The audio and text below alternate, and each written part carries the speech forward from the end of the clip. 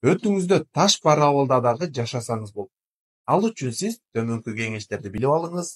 Эгерде бул кеңештерди аткара турган болсоңуз, сиздин өтүңүздөгү таш чоңойгонун токтотот, жаңылар пайда болбой калат, жада калса кичирейип башташы мүмкүн. Ал кеңештердин эң алгачкысы сиз аз майлуу болгон тамактарды жеп жүрүшүңүз керек. Аларга майы жок болгон эттер, майынан бөлүнгөн сүт азыктары. Экинчиси клетчатка. Жашылчалардан көбүрөөк жешеңиз керек. Үчүнчүсү пайдалуу майларды тамак ашыңызга кошушуңуз керек. Алар оливка майы, авокадо, жаңгак. Жана сиз сууну дагы дайыма ичкенди унутпашыңыз керек. Өт суюктугу бөлүнүп чыгып жатыш үчүн суу керек болот.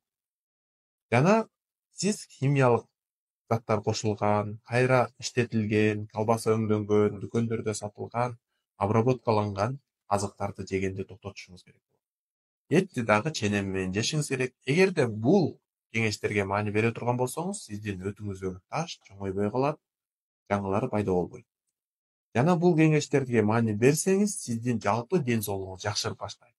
Бул нерсени ар бир нерсе аз-аздан башталгандыктан кийинчерээк өзүңүз байкайсыз.